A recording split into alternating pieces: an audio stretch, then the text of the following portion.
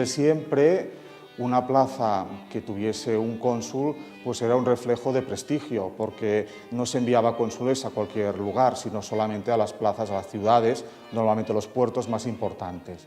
En este sentido, Barcelona fue importante en dos sentidos. En uno, porque envió durante 500 años, del siglo XIII a principios del XVIII, estos cónsules de ultramar. Pero también no podemos olvidar que recibía a otros cónsules de otras naciones y que esto llega hasta el día de hoy. En la Edad Media, en la época en que existían estos cónsules de ultramar que nombraban los consellers de Barcelona, llegó a haber hasta unos 70 cónsules repartidos por todo el Mediterráneo y por Flandes. Si pasamos al día de hoy, tenemos que el cuerpo consular de Barcelona es uno de los más numerosos del mundo, está casi en tercer lugar. Hay Nueva York, Hong Kong, Hamburgo y luego ya viene Barcelona. Y tiene casi un centenar de representantes.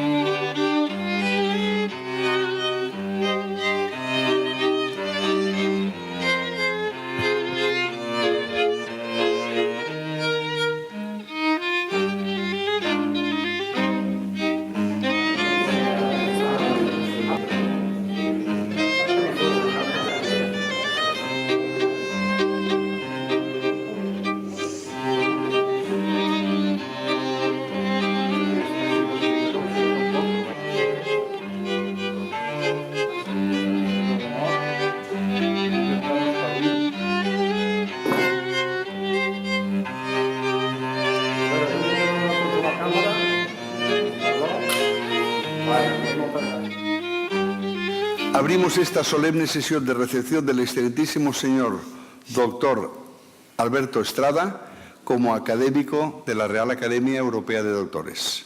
¿Ratificáis vuestra aceptación de ingreso a la Real Academia Europea de Doctores? Sí, la ratifico. ¿Prometéis cumplir fielmente los estatutos de la Real Academia Europea de Doctores y aportar vuestro saber y colaboración en vuestros trabajos científicos, tanto de carácter individual como colectivo, con el fin de velar por el prestigio de nuestra institución cuantas veces fuereis requerido para ello? Sí, lo prometo.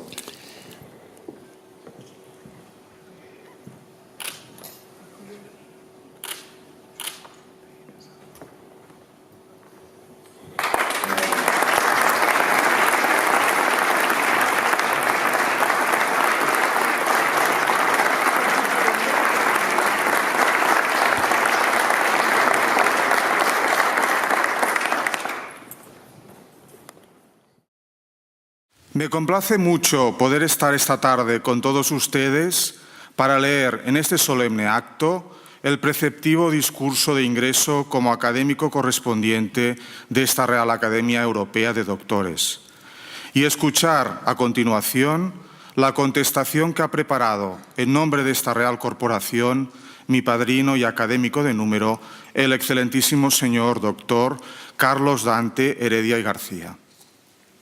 Es por ello que quiero que mis primeras palabras sean de sincera gratitud por el honor que me dispensa su presidente, junta directiva y todos sus doctos miembros al acogerme en el seno de esta Real Academia y muy especialmente al ya citado doctor Heredia, insigne médico y amigo generoso, que ha puesto su decidido empeño en conseguir mi ingreso. Espero poder corresponder a partir de ahora, en la medida de mis modestas posibilidades, con todo mi esfuerzo para hacerme merecedor de esta confianza. ¿Cómo dirigirse a esta academia de academias en un día como hoy? Y la llamo así con toda la intención, por reunirse en ella, a diferencia de otras corporaciones de ámbito sectorial o temático, todos los saberes y disciplinas, formando un singular parnaso de sabiduría en el que todas las áreas del saber conviven y se interrelacionan, enriqueciéndose mutuamente.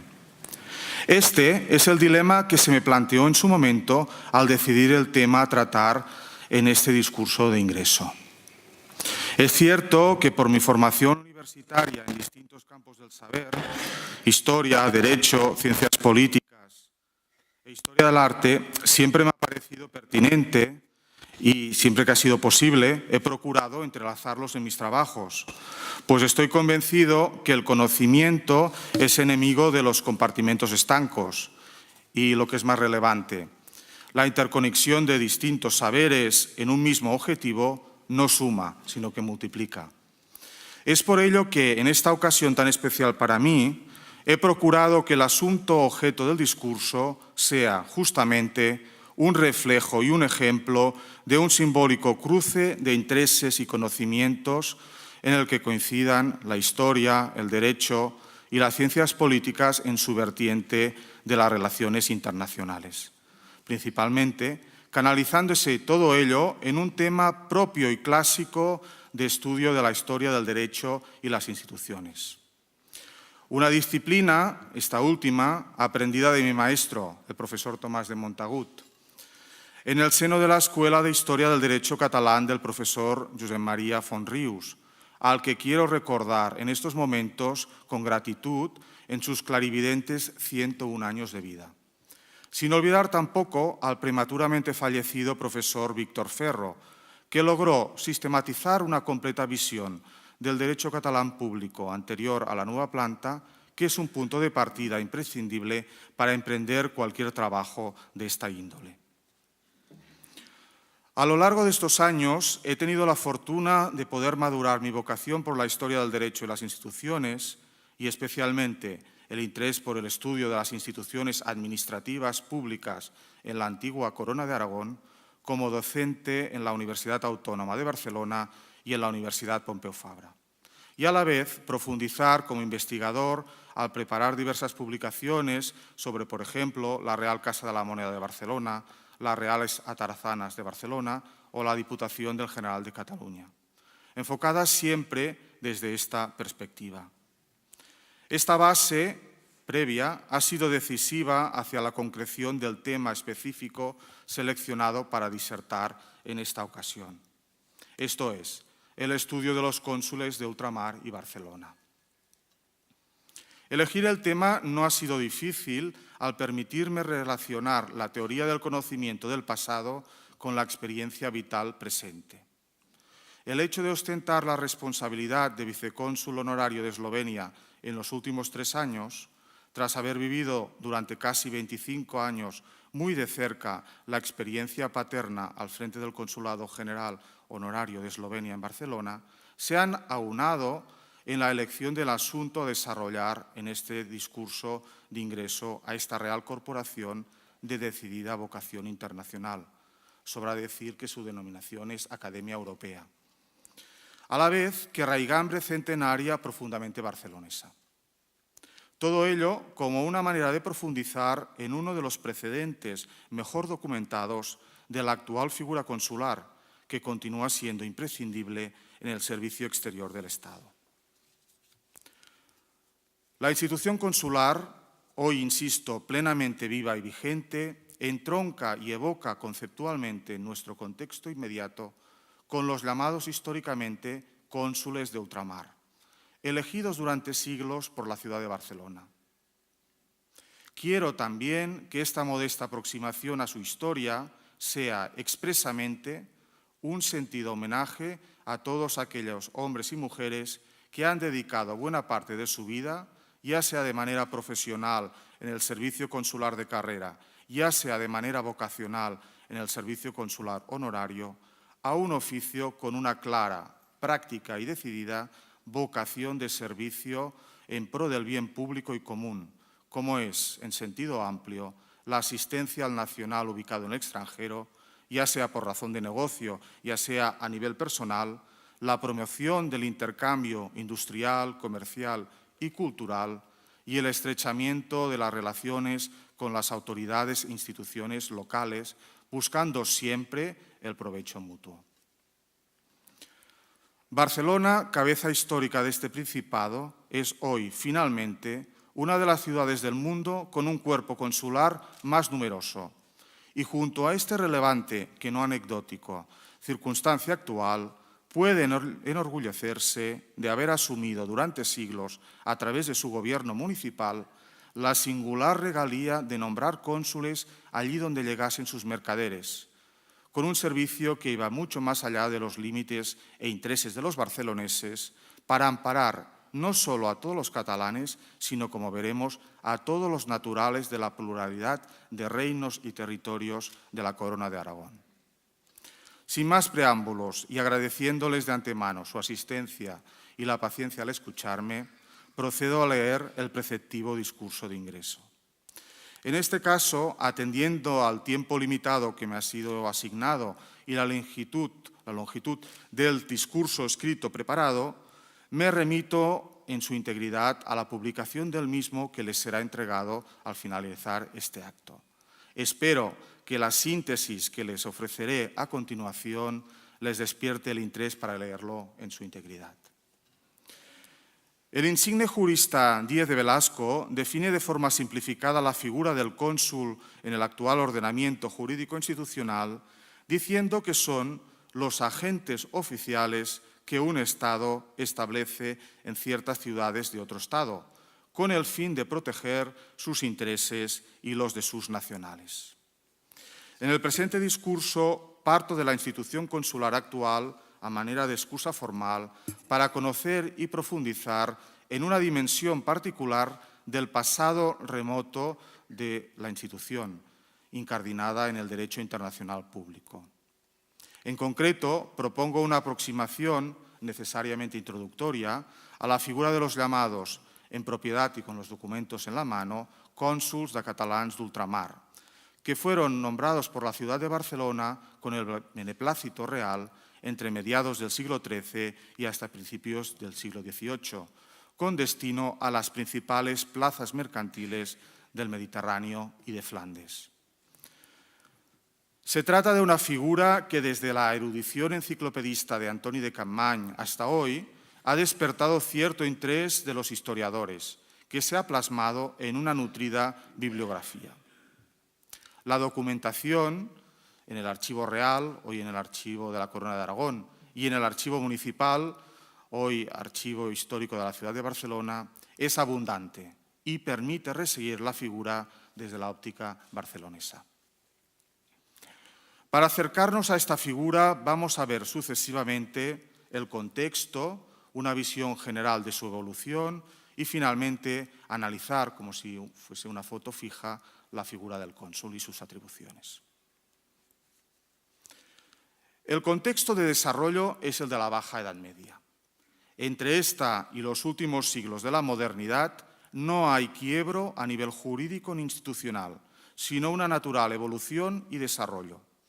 Partimos del siglo XIII, una centuria de transformaciones de toda índole y cruce de importantes interrelaciones. Es en este momento en el que se fragua la Corona de Aragón como comunidad de comunidades con un soberano compartido y una clara vocación mediterránea. La clave de bóveda de la misma es el monarca y la corona es la primera institución. El rey es vicario de Dios en sus dominios. Por la gracia de Dios aparecen los documentos. E hijo de la Iglesia.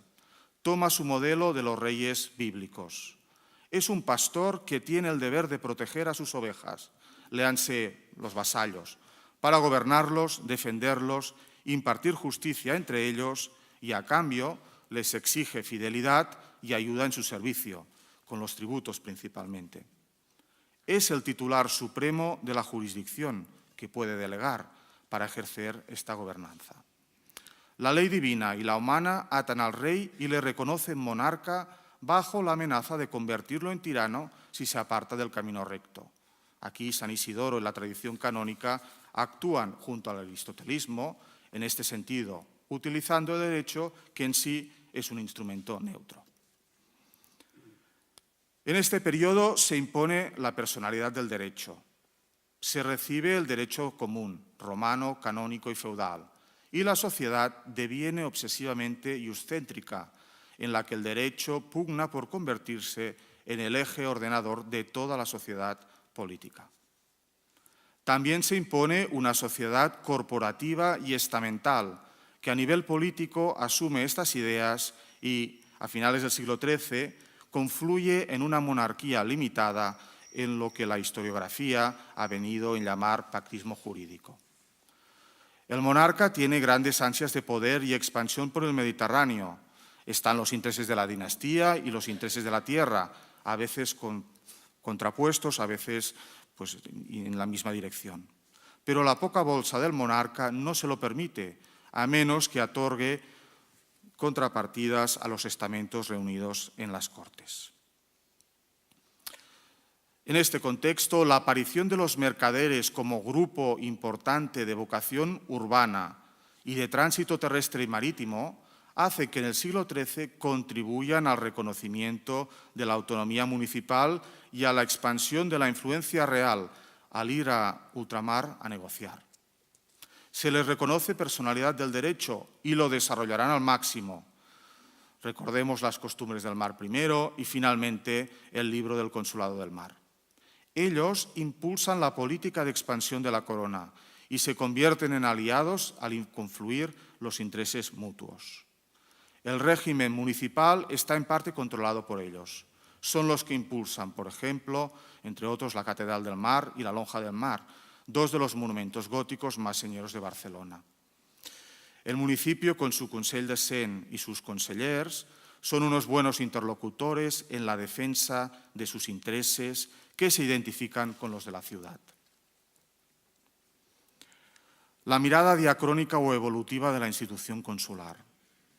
No extraña que poco después de consolidarse el municipio a mediados del siglo XIII y por dos privilegios reales, el monarca renuncie en 1266 y en 1268 a nombrar a esos agentes que, dotados de su jurisdicción, actuaban de tiempo atrás como cónsules náuticos a bordo de los navíos mercantiles primero y de ultramar y en tierra firme paralela y definitivamente.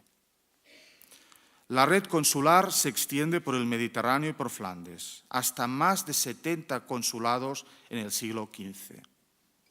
Barcelona defenderá este derecho de nombramiento y posterior tutela con diplomacia, pero con firmeza, cada vez que se ve amenazado, que no son pocas veces, por sucesivos monarcas que en ocasiones desearían no haber renunciado a ese preciado instrumento que es una ligazón entre los distintos pueblos que gobierna en un curioso engarce. El oficio y la institución son los cónsules de catalans de ultramar, pero los eligen los consellers de Barcelona, pero ejercen su función sobre todo los súbditos del monarca con la jurisdicción otorgada por éste. Los siglos XIV y XV son los de plenitud.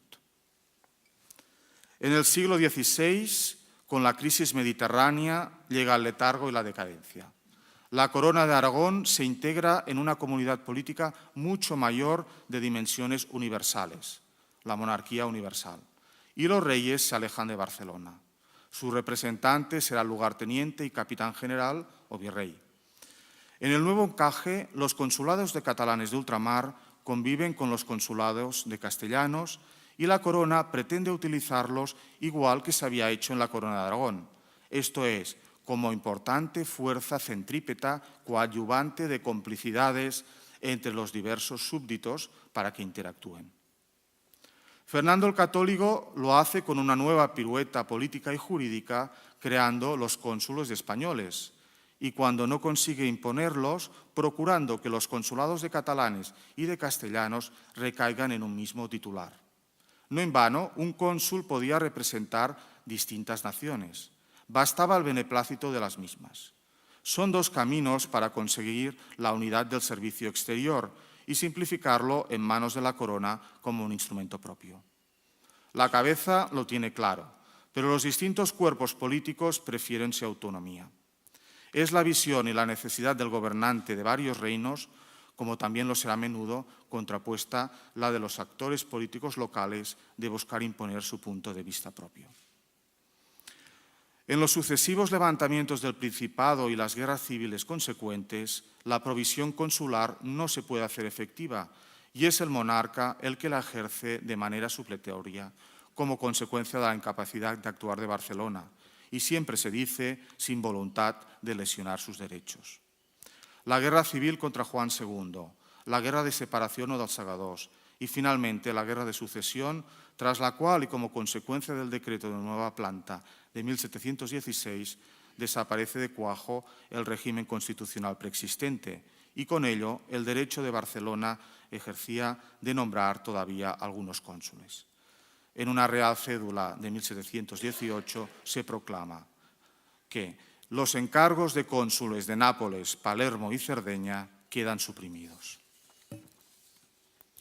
Este año se cumplen precisamente 300 años de la derogación mediante el decreto de nueva planta, junto a otros, del acervo de singulares privilegios otorgados por Jaime el Conquistador a la ciudad de Barcelona en 1266 y en 1268 de nombrar estos cónsules de ultramar. Durante siglos representaron y ampararon a los mercaderes y a la gente del mar y los intereses comerciales no solo de Barcelona y del rey, sino de todos los naturales de los distintos reinos y territorios de la Corona de Aragón. En el momento de la derogación se trataba de un derecho que la ciudad condal ejercía ya solo en unas pocas ciudades, tras siglos en que el reforzamiento de la corona de una parte y la decadencia del comercio en un Mediterráneo muy polarizado de otra, se habían unido en venir a restringirlo. La mirada sincrónica o el análisis de la figura consular. El cónsul de ultramar es normalmente un ciudadano de Barcelona, incardinado en el estamento de los mercaderes o de los ciudadanos honrados, los estamentos sociales superiores, que es elegido por los consellers directamente hasta 1498. A partir de este año se extrae por el sistema de insaculación impuesto por Fernando el Católico en el marco de las reformas que impulsó en las instituciones catalanas. Esto es, la extracción del nombre del elegido a suertes, cuando una mano inocente, normalmente un niño, extrae de un recipiente con agua uno de los rudulins, esto es, la cápsula de cera que encierra el pergamino con el nombre, que flotaban en su interior. Este sistema implicaba la existencia previa de una lista o matrícula con los nombres de las personas idóneas agrupadas por los estamentos a los que se reservaba el oficio, en un difícil equilibrio político-ciudadano entre distintos grupos. Hasta ese momento, la elección a menudo estaba mediatizada por presiones y tensiones entre el rey y los consellers en una sutil red de influencias e intercambios de favores que nos quedan documentados por las cartas cruzadas. A partir de entonces, solo la suerte proveía. Una vez elegido y comunicada la elección a la Corte Real, el monarca emitía una provisión del oficio. A menudo, el rey y los consellers, paralelamente, escribían cartas de recomendación, credenciales o comunicación a las autoridades locales, al cónsul saliente y a la comunidad de mercaderes, poniendo en conocimiento la nueva elección. El cónsul prestaba a continuación juramento, daba garantías y tomaba posesión recibiendo el sello, la documentación consular y el acceso a la sede consular. El cónsul estaba entre la autoridad acreditante, el rey de Aragón y Barcelona, y la autoridad receptora, la ciudad donde se acreditaba, mayoritariamente siempre en un puerto, y encabezaba la comunidad de mercaderes locales. En la práctica, no solo catalanes, sino de todos los reinos cismarinos de la corona. Su posición dependía de ser tolerado y respetado por todos. Podía caer en desgracia en cualquier momento, a instancia de cualquiera de las tres partes. Todas las posibilidades están documentadas y en el discurso impreso podrán encontrar ejemplos sobrados. El cónsul que quería sobrevivir en el cargo debía ganarse la confianza de todos. Barcelona siempre estaba presente. Desde el escudo de la ciudad que encontramos en la mayoría de los sellos consulares, raramente se encuentra el escudo real, a las cartas que escribían a los consellers para reprender a algunos cónsules por algunas circunstancias o por el trato que habían dado a ciertos mercaderes, o para encargarles sus buenos oficios en conseguir aprovisionar la ciudad de un grano del que era deficitaria, o bien que ayudase a proveer de bizcocho determinada escuadra que llegaría al puerto, o auxiliar a algún ciudadano de Barcelona que se desplazaba a aquella plaza por asuntos de la ciudad o para asuntos particulares. No es extraño que la ciudad y todos lo sintiesen como algo propio. No se trataba solo de elegir al cónsul, el bienestar de la ciudad también dependía de ellos. El final del ejercicio del cargo podía llegar por el cumplimiento del mandato fijado en un plazo determinado o a beneplácito. El cese, la renuncia o la defunción. Este último supuesto, el de la defunción, llegó a ser el más frecuente a medida que el oficio devino vitalicio y a menudo era retenido en manos de algunas familias y traspasado en ocasiones de padres a hijos o a sobrinos. Esto provocó que las elecciones, a diferencia de otros cargos de nombramiento municipal, no tuviesen lugar en una fecha determinada, la festividad de San Andrés o la festividad de Santa Lucía, sino solo cuando se daba una vacante. Inicialmente, no obstante, el oficio había sido temporal y se elegían por 3 o 5 años prorrogables. El cónsul era un oficial real que ejercía su jurisdicción en una demarcación territorial determinada y sobre la comunidad de mercaderes. En otras ciudades de su demarcación podía nombrar vicecónsules y en la suya podía tener un notario, un sacerdote, un portero que le precedía con una maza como símbolo de jurisdicción y algún auxiliar doméstico. En tierras musulmanas dirigía el alfóndaco, de ahí deriva la palabra catalana fonda, o recinto con almacén, capilla, hospedería, incluso horno para hacer el pan, donde se ubicaban los mercaderes extranjeros para protegerse. Ubicado en su plaza, lo que se esperaba del cónsul era que actuase de cabeza de la universitas o colectividad de los mercaderes y por ello, en nombre del rey, impartiera justicia, especialmente en el ámbito civil y mercantil, entre los mercaderes, directamente o por medio de asesores togados. También que representara y defendiera los intereses del comercio y de los mercaderes, que amparara y protegiera a los mercaderes y a otros connacionales que recalaran, hasta el punto de disponer de una tumba para aquellos que morían en el lugar, como todavía se conserva en el Alguer. También que ejerciera sus buenos oficios diplomáticos cerca de la autoridad que le acogía en nombre del rey y de la ciudad, así como pudiese aconsejar a los posibles embajadores que el monarca enviase, en una época en que debemos recordar que las embajadas siempre eran temporales y nombradas ad hoc. Y eventualmente, también hay que decirlo, espiase para el rey o la ciudad y percibiese y administrase los derechos fiscales impuestos sobre las mercancías que llegaban al puerto de su demarcación. De estas últimas extraía su salario y pagaba los gastos del consulado. El cónsul tenía para cumplir con todo esto un deber de residencia, aunque siempre se contempló la posibilidad de ejercer el cargo a través de un lugarteniente. Este sistema, el de nombrar un lugarteniente, acabó siendo muy habitual. Mientras el cónsul propietario, así se le llamaban los documentos, permanecía en Barcelona, nombraba a cambio de una suma de dinero a un lugarteniente que cumplía con el deber de residencia. El cargo devenía entonces una renta y los apellidos más ilustres de la ciudad lo detentaron. No siempre los mercaderes locales estuvieron de acuerdo, puesto que si bien aceptaban que el cónsul fuese nombrado por Barcelona, querían que el lugarteniente al menos fuese elegido por ellos.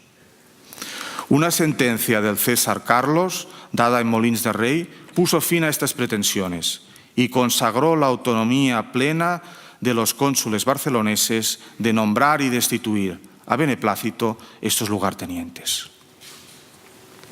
En conclusión, el análisis de la figura de los cónsules de ultramar permite, de un lado, el estudio a nivel general de uno de los precedentes históricos más claros y documentados del actual oficio consular.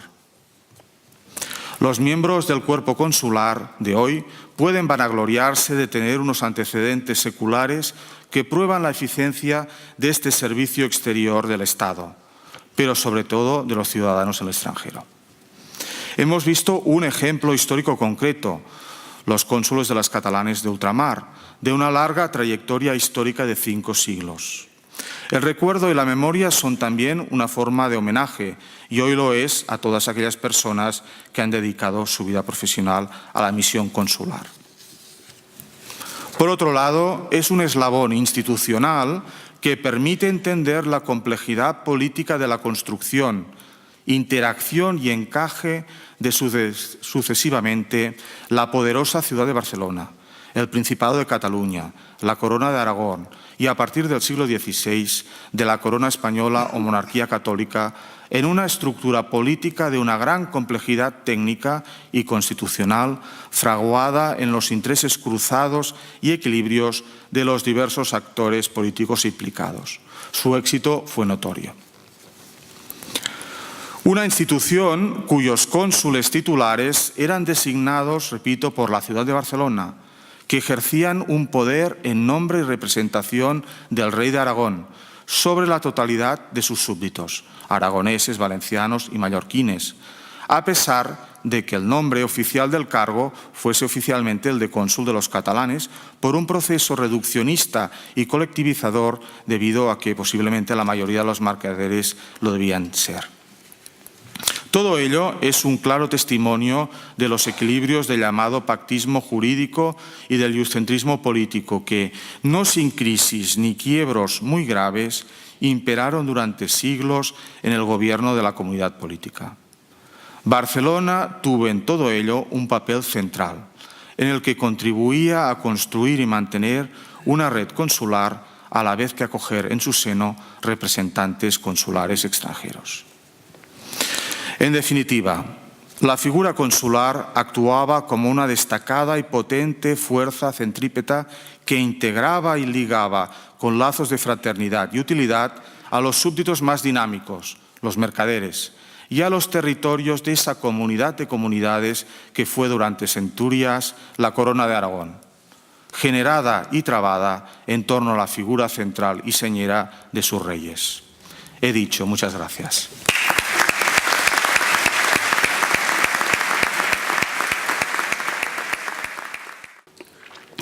El profesor Estrada Ríos nació en Barcelona el día 9 de marzo del año 1970. Son sus padres los honorables señores don Alberto Estrada Vilagrasa, cónsul honorario de la República de Eslovenia, acreditado en Barcelona, y doña Gemma Rius Vidal.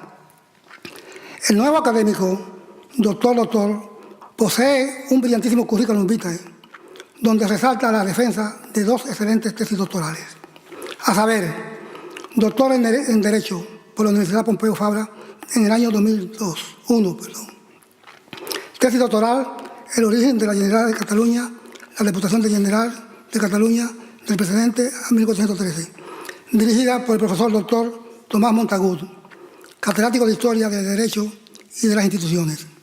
Obtuvo la calificación de excelente cum laude por unanimidad. Doctor en Medicina, Universidad de Barcelona, año 2012. Tesis doctoral, la Casa de Moneda de Barcelona, el Colegio de Obreros y de Monederos a la Corona de Aragón, dirigida por el profesor doctor Salvador Clamún, catedrático de Historia Medieval. También calificada por unanimidad, excelente cum laude, y premiada en el año 2013 por la Fundación Noguera y por el Instituto de Estudios Catalanes en el año 2014. Dentro de su fecunda producción literaria en el campo referente a la historia del derecho y de las instituciones, promulgamos que ha publicado más de 26 artículos como autor solitario y más de 55 en el mundo de las humanidades, en concreto, historia del arte y numismática. En plan colectivo, figura como copartícipe en hasta el presente 20 interesantísimos libros, director y coordinador en 9 de ellos, asistente habitual y activo en heterogéneas exposiciones que justifican su polifacética. Debemos añadir a tan brillante currículum vitae su asistencia y contribución magistral en numerosísimas exposiciones, según se ha dicho, seminarios, jornadas, cursos, congresos, reuniones, más proyectos de investigaciones científicas, ponencias, comunicaciones y conferencias. Es profesor asociado al área de Historia del Derecho y de las Instituciones, Departamento de Derecho, Facultad de Derecho, Universidad de Pompeu Fabra y Autónoma de Barcelona. Académico correspondiente de la Real Academia Catalana de Bellas Artes, de Sant Jordi, de la Real Academia de Jurisprudencia y Legislación, de la Real Academia de Buenas Letras, etc. Miembro, Consejo de Redacción de un sinfín de revistas científicas. Jurado de tesis doctorales, peritajes, diversos premios. Constante colaboración en medios de comunicación audiovisual, reseñas de prensa, voces de diccionarios y afines. Vicecónsul honorario de la República de Eslovenia, acreditado en Barcelona, galardonado con la medalla de oro del Fórum Europa 2001, año 2010. Premiado con la medalla Javier Conde Carrilla, concedida por la Asociación Numismática Española en el año 2012. En síntesis, una extraordinaria epopeya que Dios mediante, esperamos, dado su inagotable trabajo y entusiasmo, continúe incrementando tal como se ha hecho hoy día. En su nota disertación intitulada Los cónsules de ultramar y Barcelona, el erudito recipiendario nos deleita profusamente tras exponer sus vastos conocimientos en los apasionantes mundos del derecho, historia y consular. Precisamente, y por pura coincidencia, debo manifestar que conocí y entablé los lazos fraternales con la familia Estrada Ríos gracias a mi condición de cónsul honorario de la República Dominicana, acreditado en Barcelona y posteriormente embajador e inspector honorario de embajadas y consulados de la República Dominicana en Europa y Oriente Medio. Recuerdo con marcada nostalgia y melancolía el estupendo viaje visita del cuerpo consular y allegados a la República de Eslovenia hace 18 años aproximadamente, organizado y estando al frente, encabezado por don Alberto Estrada Padre, junto a su cariñoso entorno familiar. Según hemos señalado precedentemente, en el flamante discurso de Alberto Hijo, se patentiza lo histórico, lo jurídico y lo consular, insertando en todo él bellos pasajes fragmentados, escritos en catalán antiguo, castellano, también vetusto, griego y latín. Serve ordenaden ordo serve apetiti. Es decir, guarda orden y el orden te guardará. En cuanto a lo histórico, nos precisa a su vez el origen de algunas vías de tránsito ubicadas en Cataluña, sobre todo en esta ciudad condal, rotuladas con nombres de personalidades protagonistas de dicha época: Belvigracia, calle de Rocafort, de Vicent Vives, de instituciones representativas, cuales cónsul de Sen y de la Diputación del General de Cataluña, y de Pedro Martínez en Madrid. En lo concerniente al parámetro consular, demuestra el distinguido expositor su dominio en su dicho predio, debido especialmente a su condición de agente consular honorario y humanista. Trae a colación el profeso, el quo vadis consular, la procedencia del tratamiento protocolar como honorable señor o señora a los miembros del mismo, sus técnicos, sociales, sus privilegios, inconvenientes y dificultades en los factores religiosos, morales, económicos, técnicos, sociales, físicos, sanitarios, en resumen, unos cauces o meros preliminares, los cuales resultaron básicos a posteriores. Explica el significado de la palabra alfóndaco, que, inmiscuyéndome en tan atractiva y cautivadora entrega, quiere decir sede. El término insaculación, que atañe a la dirección a dedo. El vocablo leddo, el cual alude al tributo o impuesto, y así sucesivamente. El hombre, desde el punto de vista antropológico, siempre ha sido conflictivo. Nil novum sunt sole. En su discurso describe el nuevo académico minuciosamente los contenciosos administrativos, en esencia mercantiles, marítimos, motivación, príncipe de la entrega. Debemos agregar también la discrepancia, polémica de propósitos, litigios, enfrentamientos en ocasiones violentos, etc., opuestos a la cortesía ideal. Estos imponderables, en consonancia con los deberes, privilegios, obligaciones, inmunidad y otras eventualidades del cuerpo consular mundial, fueron regularizadas, puestas a punto, normalizadas con carácter universal o a tota reu durante la Convención de Viena sobre las relaciones consulares en el mes de abril del año 1963. San Juan Bosco es el fundador de la Congregación Salesiana. Apóstol de la juventud, es el santo italiano que otorga en ese aspecto el más alto prestigio a su país. Don Bosco acuñó una frase que me permito sugerir al nuevo académico, pues la considero sumamente propicia. Avanti, siempre avanti. Alberto, vuelvo a felicitarte, decirte con altura de mira que esta Real Academia abre sus puertas de par en par para recibirte y manifestarte que estamos a tu entera disposición incondicionalmente. Esperamos mucho de ti. Y nada más, muchas gracias.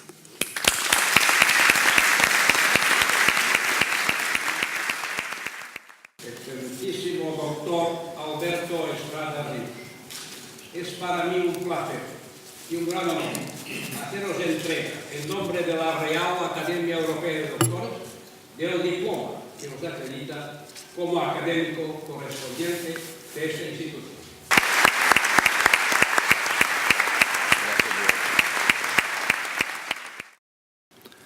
La Real Academia Europea de Doctores ha nombrado académico correspondiente al excelentísimo señor doctor Alberto Estrada Ríos, por la valiosa aportación que su ingreso reportará a nuestra Real Corporación.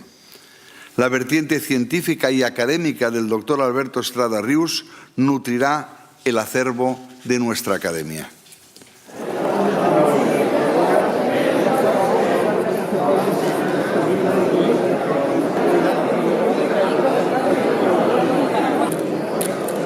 Gracias.